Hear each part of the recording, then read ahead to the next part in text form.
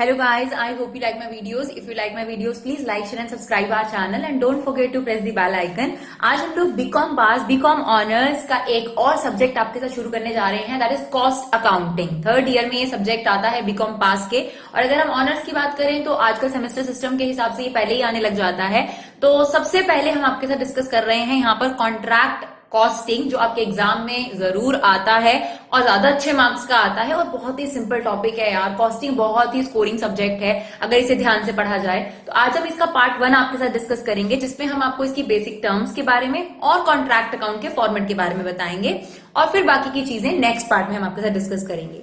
तो सबसे पहले चैप्टर का मीनिंग समझना बहुत जरूरी है।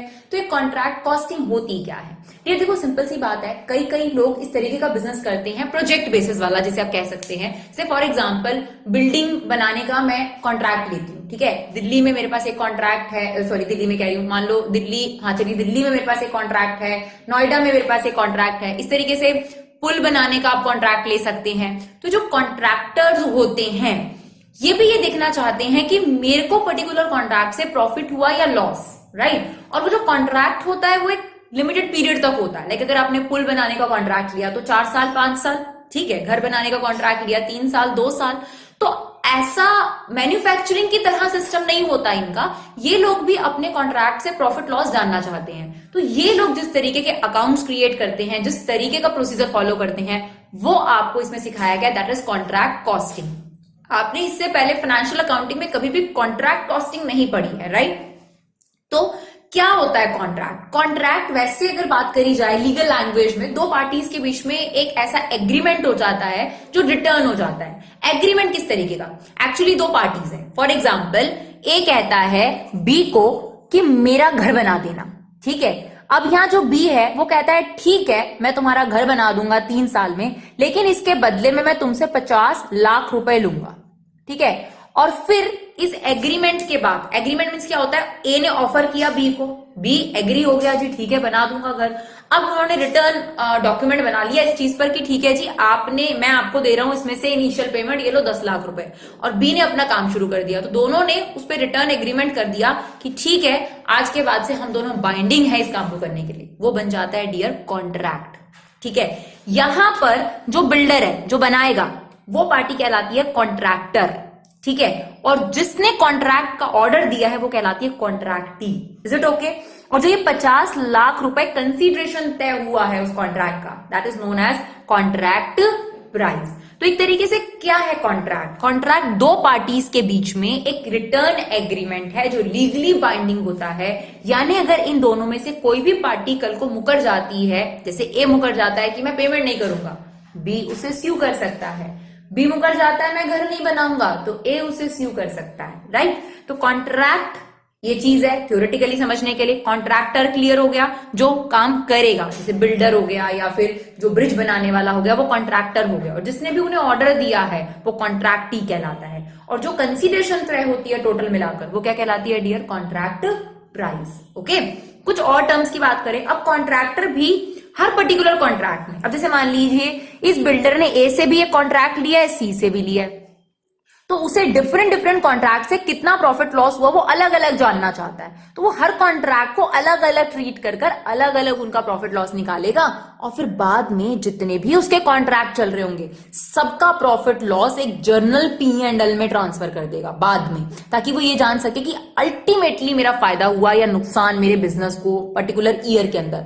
और आपको पता है कि कॉन्ट्रैक्ट कंप्लीट होने में 4 से 5 साल लग जाते हैं, क्योंकि बड़े बड़े कॉन्ट्रैक्ट होते हैं कई। लेकिन ये हर साल अपना एक प्रॉफिट निकालेगा कि कितना प्रॉफिट इसको हर साल डिराइव हो रहा है। तो ये हर साल का कॉन्ट्रैक्ट बनाता है और तब तक बनाता है जब तक इसका वो कॉन्ट्रैक्ट कंप्लीट नहीं हो जाता।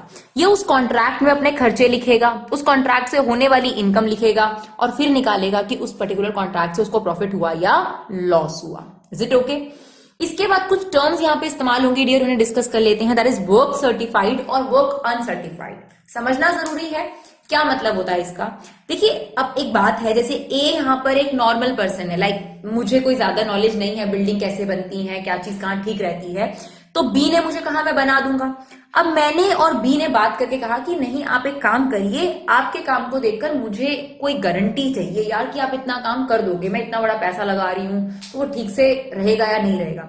तो मैं आर्किटेक्ट को बुलाती हूँ और आर्किटेक्ट मुझे सर्टिफाई करता है कि इतना काम मेरी गारंटी है कि कंप्लीट हो जाएगा। सर्टिफिकेशन दे देता है कि हाँ ठीक है, बिल्डर को देखकर, बिल्डर की काम को देखकर मैं ये कहता हूं कि इतना % काम तो आपको कंप्लीट हो ही जाएगा। तो आर्किटेक्ट जो होता है वो जो आपको सर्टिफिकेशन देता है जितने काम का, उसको बोलते हैं वर्क सर्टिफाइड। एक तरीके से आप अपनी समझ के लिए बोल सकते हो श्योरिटी हो जाती है जिस काम की।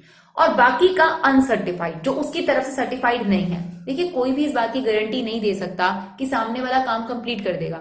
अब आर्किटेक्ट कैसे कंप्लीट कर देगा कि बी सारा काम कंप्लीट कर लेगा?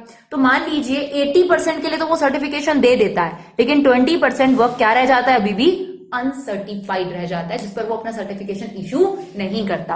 हो सकता है जब काम कंप्लीट हो भी जाए, लेकिन गारंटी किसी चीज की नहीं होती। ठीक है, तो बिल्कुल उसी तरीके से वर्क सर्टिफाइड और अनसर्टिफाइड होता है। फिर एक बहुत ही इंपॉर्टेंट चीज जो आपके थ्योरेटिकल कंसेप्ट में बहुत बार आती है, एस्क्लेनेशन क्लॉज, जो कि कॉन्ट्रैक्ट में बहुत इंपॉर्टेंट पॉइंट होता है। क्या होता है एस्क्लेनेशन क्लॉज? जैसे बिल्डर बी ने ए को कहा था कि मैं आपका घर 50 लाख में बना दूंगा, सब कुछ मिलाकर, मेरा प्रॉफिट लॉस जो भी है, लेबर मटेरियल जो भी खर्चा खुर्चा है सब मिलाकर, टोटल मिला के आपको 50 लाख पकड़ाने हैं सर। लेकिन साथ साथ जब वो कॉन्ट्रैक्ट को एंटर कर रहे थे, यानी साइन कर रहे थे, तब बी ने कॉन्ट्रैक्ट बनाते वक्त, यानी वो रिटर्न डॉक्यूमेंट बनाते वक्त एक क्लॉज लिख दिया, दैट इज एस्क्लेनेशन क्लॉज, जिसमें ये मेंशन है कि अगर कल को एक पर्टिकुलर लिमिट से बियॉन्ड मटेरियल या लेबर के प्राइस बढ़ जाते हैं तो सर आपका कॉन्ट्रैक्ट प्राइस भी बढ़ जाएगा, मैं उसके लिए जिम्मेदार नहीं हूं, आपको वो बेयर करना पड़ेगा।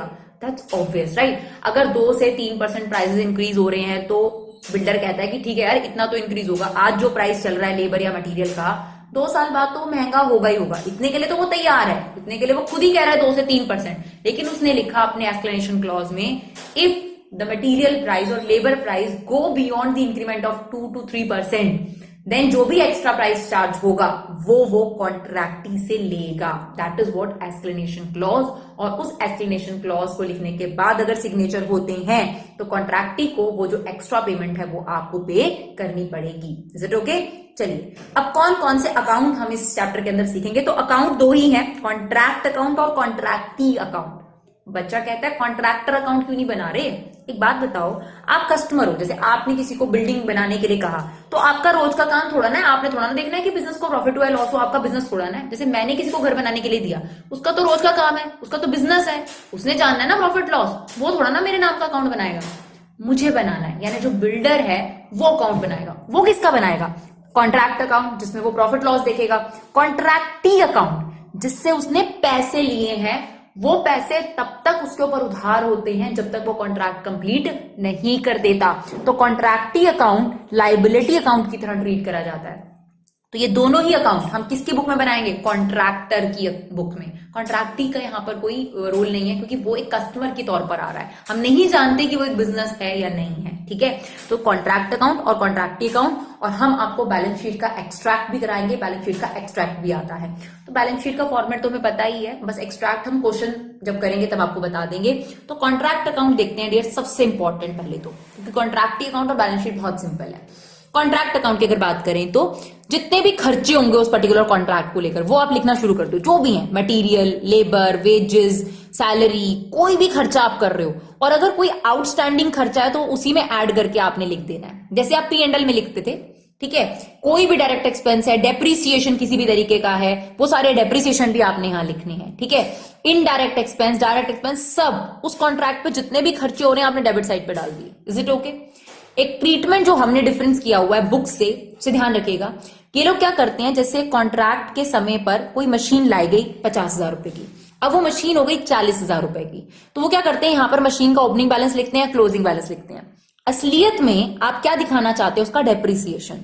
तो सीधी सी बात है, हम डायरेक्ट डेप्रिसिएशन ही दिखा देते हैं ना सर, एसेट्स क्यों दिखाएं? क्योंकि फिर कॉन्ट्रैक्ट अकाउंट के नेचर में थोड़ी सी कंफ्यूजन सी आने लग जाती है कि वो एसेट्स ले रहा है या खर्चे ले रहा है। तो फिलहाल अभी दिख रहा है ना कि ये तो एक P&L की तरह ही बन रहा है।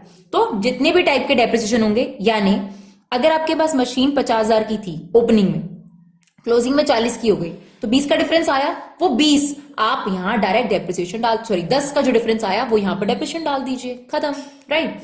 यहां पर क्या आता है डियर, जब तक आपका कॉन्ट्रैक्ट खत्म नहीं हो जाता तब तक हम यहां लिखते हैं वर्क इन प्रोग्रेस, और उसमें दो चीजें लिखेंगे, वर्क सर्टिफाइड और वर्क अनसर्टिफाइड, उसका टोटल करके लिखेंगे।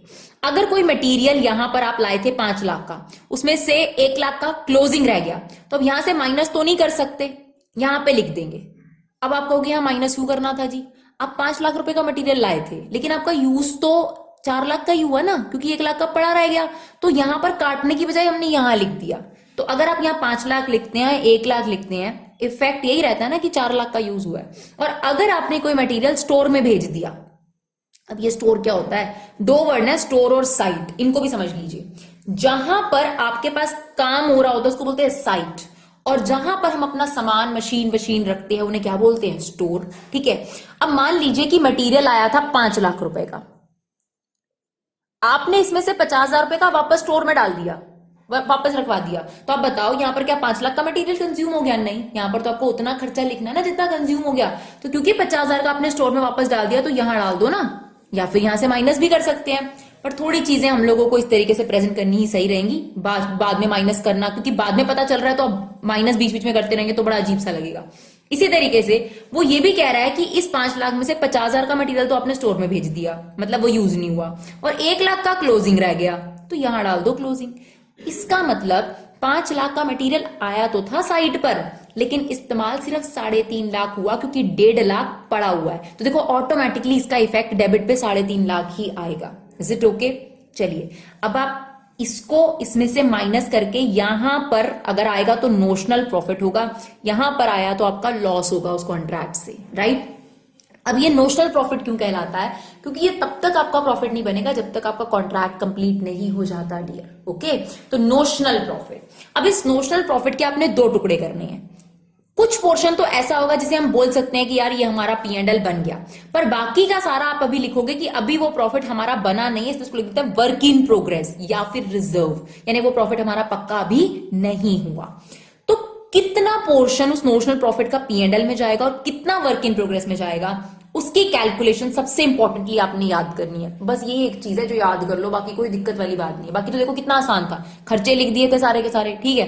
यहाँ पे सेल्स की जगह हमने लिख दिया वर्क सर्टिफाइड और वर्क अनसर्टिफाइड, जो इसमें से मटेरियल यूज नहीं हुआ वो यहां लिख दिया, राइट। इसके बाद 10 माइनस इस तरह हमारे पास आ गया नोशनल प्रॉफिट। अब इस नोशनल प्रॉफिट के 2 टुकड़े हैं, P&L और वर्क इन प्रोग्रेस। अब कितना P&L में डालना है, कितना वर्क इन प्रोग्रेस में, इसके लिए आपको एक परसेंटेज निकालनी है। Work certified upon contract price into 100। Question में गिवन होगा आपके पास work certified contract price into 100, आपने ये परसेंटेज निकाली। अगर ये परसेंटेज लेस देन 25% आती है तो आपने P&L में 1 रुपया भी नहीं डालना उस नोशनल प्रॉफिट का, यानी यहां से जो प्रॉफिट आया उसे आपने बाहर लिखना है, उसे आपने यहां नहीं लिखना। उस नोशनल प्रॉफिट को यहां लिया, उस सारा का सारे नोशनल प्रॉफिट को वर्क इन प्रोग्रेस में डाल दीजिएगा। यानी अगर मान लो यहां से बैलेंसिंग फिगर 50,000 आ रही है तो 50 का 50 वर्क इन प्रोग्रेस हो जाएगा, P&L में कुछ नहीं जाएगा, ओके। अगर ये जो परसेंटेज आपने निकाली ये 25 और 50 के बीच में है, ठीक है, 25 और 50 के बीच में, 25 भी हो सकती है और 25 से बड़ी और 50 के बीच में, तब इस नोशनल प्रॉफिट को लेना into 1/3 into cash received upon work certified. इससे जो अमाउंट आएगा नोशनल प्रॉफिट में से उतना अमाउंट P&L में डाल देना, बाकी माइनस करके कहां डाल देना, वर्क इन प्रोग्रेस के अंदर। सिमिलरली अगर ये जो परसेंटेज आपने निकाली that is work certified upon contract price into 100, ये अगर इक्वल और मोर देन है 50% के, तो नोशनल प्रॉफिट जो यहां से आया उसे यहां लेना, वहां नहीं लिखना आपने, into 2/3 into cash received upon work certified. यहां से जो अमाउंट आएगा वो अमाउंट आपने P&L में ट्रांसफर कर देना है, नोशनल प्रॉफिट में से ये अमाउंट माइनस करके बाकी का डाल देना है आपने वर्क इन प्रोग्रेस में। आई होप आपको जो कंसेप्ट है कॉन्ट्रैक्ट का वो समझ में आया हो, 50-60% समझ में आ गया होगा। बाकी जब हम क्वेश्चन करेंगे तो आपको बहुत आसान लगेगा और आसानी से समझ में आ जाएगा। Thank you so much guys for your love and support, keep supporting your classes.